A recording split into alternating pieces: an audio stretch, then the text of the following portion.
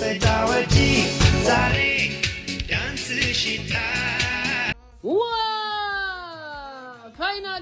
ፋይናሊ በስተመጨረሻ ፍቅር መጣ በስተመጨረሻ ምን ይባላል ፍቅር መጣ ሰላም መጣ ዲያብሎስ ወጣ ሄደ ዲያብሎስ ዋይ ግርን ዋይ እንኳን ታረቁ አትባሱኑ ነይሮም ከም ዝተባሱ ነዊሖም ተፈላለዮም ነይሮም ዳርጋ ዓመት ቀሪቡ አዳግዘፋታ ጾምድሪ ዋይ ተሳዒሩ ዋይ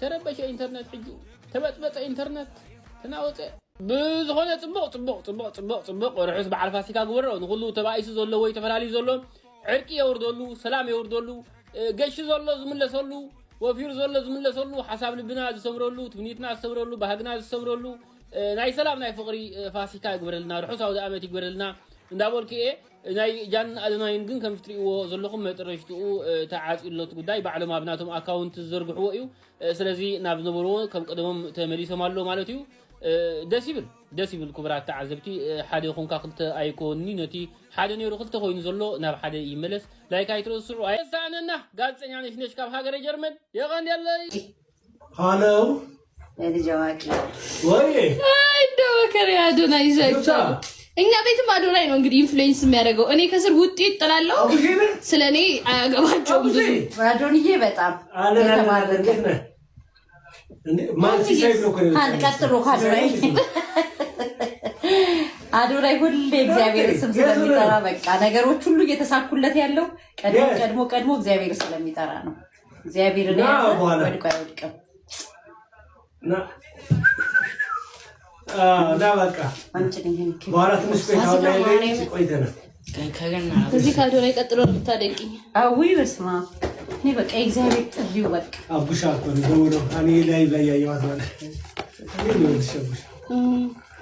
ነው አዶናይና ጃኒ ከዛ ሁሉ የሶሻል ሚዲያ ግርግር በኋላ አነጋጋሪ ቪዲዮ ለቀዋል። ብዙዎች አንድ ላይ በሰሩት ቪዲዮ ደስ ቢሰኙም የተከፉም ብዙዎች ናቸው። የሶሻል ሚዲያው ትኩረት ድጋሚ ወደ እነሱ ተመልሷል። ምን ሐሳብ አስተያየት አላችሁ? እስቲ ኮሜንት ላይ አስቀምጡ። ኮሜዲያን ፍልፍሉ ታሞ አልጋ ላይ ተኝቶ ሳይ በጣም ነው ያዘንኩት። ይሄ ስትሮክ የሚባል ጉዳይ አሁን ላይ ብዙ አርቲስቶቻችንን ብዙ ለሀገር ውለታ የዋሉ ሰዎችን እያጠቃ ይገኛል። እስቲ የፍልፍሉ መልእክትም ላስደምጣችሁ። ፍልፍሉ ፈጣሪ ጨርሶ ይማረም።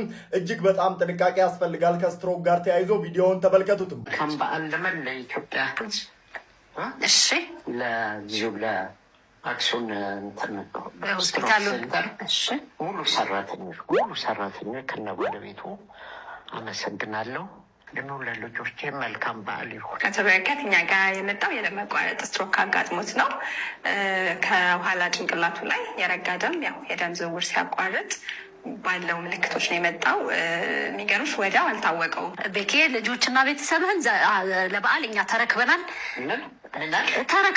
እንመልስልሃለን ከበዓሉ በኋላ አባወራ እንግዲህ ሌላ ቀንስ እንመልሳለን አባወራ ለጊዜው 2-3 አባወራ ይኖራል ቤት ሁላችንም ስብስብ ብለን እንሄዳለን ፍልፍሉን ምን አጋጥሞት ነው እንዴት በዚህ እድሜው ይሄ ነገር ሊፈጠር ቻለ ብላችሁ ስትጠይቁኝ ነበር ኢንቦክሴ ኦልሞስት በዚህ ቪዲዮ ተጨናንቋል ማለት እችላለሁ እና እንግዲህ የተፈጠረው ነገር ላብራራላችሁ አባይ ቲቪ ላይ የተለቀቀው ኢንተርቪው ላይ ስትሮክ እንዳጋጠመው ራሱ ሲናገር ነበር ዶክተር እስከዳርም ስለተፈጠረው ነገር በደንብ ስታብራራ ነበር የውስጥ ደዌ ህክምና ስፔሻሊስት ናት አግዘን ስትሮክ ሴንተር ላይ እና ለማንኛውም ስትሮክ እንዴት በዚህ እድሜ ያጋጠመው ሁለተኛ ደግሞ እኛ የምናውቀው ስትሮክ መጋኛ ብለን ኮመንሊ የምንጠራው ዩዥዋሊ ፊታችንን ያጣምማልና ማውራት ይከብደናል ምናምን እንደዚህ አይነት ነገር ነው የምናውቀው የሱ እንግዲህ እንደምታዩት ፊቱ ኖርማል ነው እና ተኝቶ እያወራ ነው እየሳቀ ነው እየቀለደ ነው እና ደግሞ 3 ቀን ምናምን ቆይቼ ነው የመጣሁት እያለ ነበር እንዴት ይሄ ነገር ሊፈጠር ቻለ ብላችሁ ጠይቃችሁኛል በመጀመሪያ ደረጃ ይሄን ነገር ዲያግኖዝ ያደረገው ዶክተር በጣም ለሱ አድናቆቴን መግለጽ ፈልጋለሁ ፍልፍሉ ላይ የተፈጠረው ነገር በጣም ብዙ ጊዜ ኢመርጀንሲ ላይ በጣም ትሪክ ከሚያደርጉ ነገሮች ውስጥ አንዱ ነው ማለትም ስትሮክ ዩዥዋሊ የቀኝ ወይም የግራ ብሬናችን ላይ ነው የሚያጋጥመን እና ይሄ ነገር በሚፈጠርበት ጊዜ ዩዥዋሊ በአንድ በኩል እንሰንፋለን ማለት ለምሳሌ በግራ በኩል አእምሮአችን ላይ ስትሮክ ከተፈጠረ የተለያዩ የስትሮክ አይነቶች አሉ እሱን አስረዳችኋለሁና ኤኒዌይ ከተፈጠረ ይሄኛው የግራ አንጎላችን በቀኝ በኩል ያለውን አካላችንን ነው የሚቆጣጠረውና የቀኝ በኩል እጃችን እግራችን ይወድቃል። ፊታችንም ወደ አንድ ሳይድ ይሆንና ማውራት እስከሚከብደን ድረስ መንቀሳቀስ እስከሚከብደን ድረስ ነው የሚፈጠረው። በቀኝ በኩል ከተፈጠረ ደግሞ በግራ በኩል ይሄ ነገር ይፈጠራል ማለት ነው። የፍልፍሉ በጣም የሚያስቸግር አይነት ስትሮክ ነው። ማለትም ከኋላ ያለው ሰረብለም ይባለውን ታውቁታላችሁ ብዬ አስባለሁ። ድሮ ስንማር እንግዲህ ሳይንስ ላይ ሰረብረም እና ሰረብለም ተምረናል። እና ሰረብለም የሚባለው ከኋላ የሚገኘው የአንጎላችን ክፍል ነው እና ዩዥዋሊ ባላንስ ምናምን ነው የሚቆጣጠረው። የማስታወክ የማቅለሽለሽ ምናምን ነገሮችን ነው የምናየው ማለት ነው እዛ ጋር ችግር ሲፈጠር።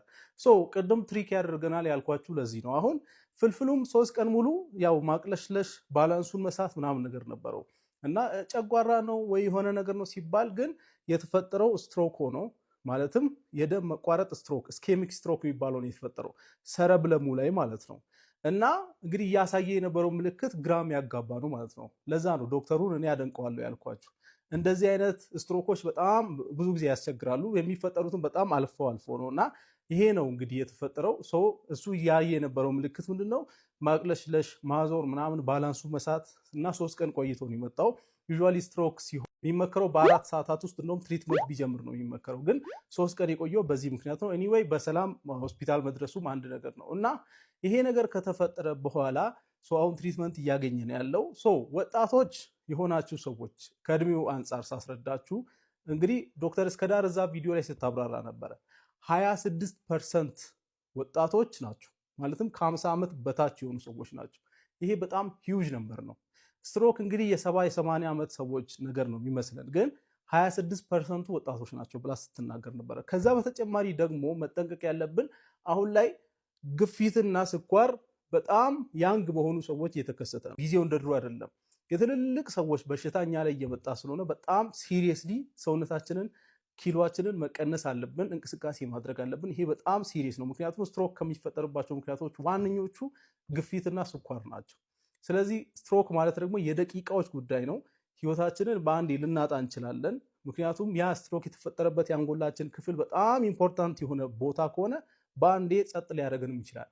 ከዛ በተጨማሪ ደግሞ እድሜ ልክ ፓራላይዝድ ሊያደርገንም ይችላል። ስትሮክ በጣም ሲሪየስ የሆነ ጉዳይ ነው እና በደንብ ሰውነታችንን መንከባከብ አለብን ብዬ አስባለሁ። ቼክአፕ መደረግ አለብን ብዬ ነው ማስበው። ሌላው ደግሞ ቅድም እንዳልኳችሁ ስትሮክ 2 አይነት ስትሮክ አለ ብያችኋለሁ። አንደኛው ስኬሚክ ስትሮክ ይባላል። ስኬሚክ ስትሮክ አሁን ፍልፍሉ ላይ እንደተፈጠረው አይነት ይሄ ደም መቋረጥ ማለት ነው። ለምሳሌ የሆነ የጓጎለ ነገር ሄዶ ያንን ደም ስራችንን ሲዘጋ ደም ሲቋረጥ የሚፈጠረው ስትሮክ ማለት ነው። ሄሞራጂክ ስትሮክ የሚባለው ደግሞ ደም ሲፈስ ከደም ስራችን ውጪ ደም ሲፈስ ማለት ነው። ስለዚህ በ2 አይነት መንገድ ስትሮክ ሊፈጠር ይችላል።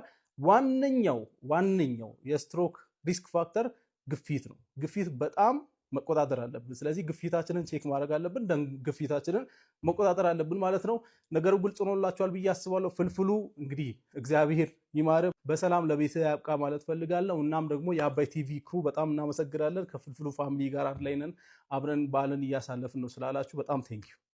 ቴዲ አፍሮ እንግዲህ በፌስቡክ ገጹ ላይ ሰላምታን አስቀድሞ ኢትዮሪካ የተባለ አልበሙ ከጠበቅንበት ቀደም ብሎ ማለት ነው ከተጠበቀው ቀን ቀደም ብሎ ሐሙስ ዕለት ሚያዝያ 8 2018 ልክ 8 ሰዓት ላይ መገጣጠሙን አስባችሁታል።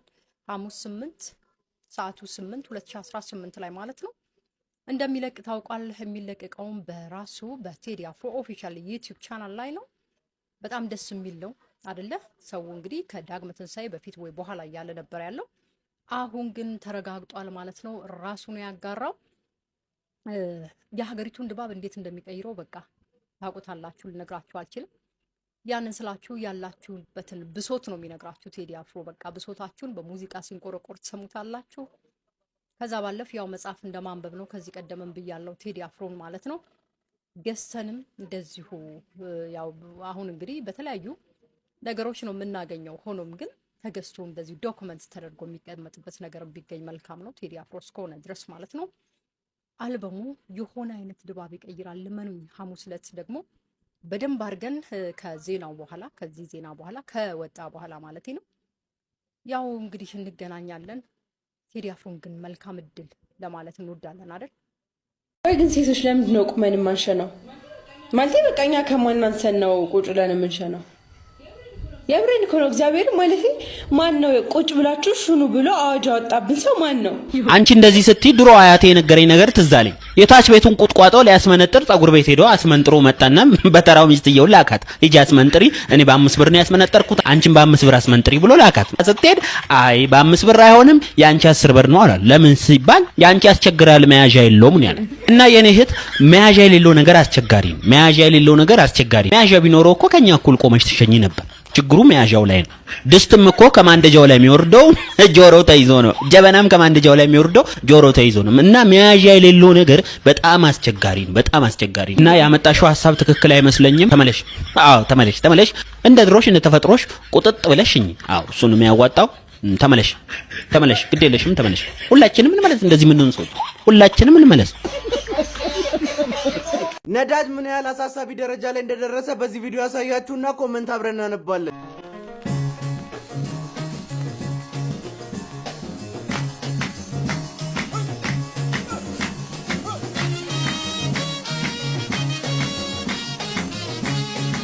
ባይታጠብስ እዚህ ቢላስ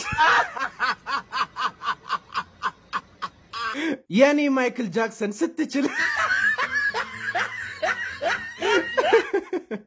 ካስነጠሰ ይማርሽ የኔ ወድ ደሞ እኮ ወንድ ነው የኔ ጌታ። መተህ እዚህ አብረን ብንደንስ አይሻልም?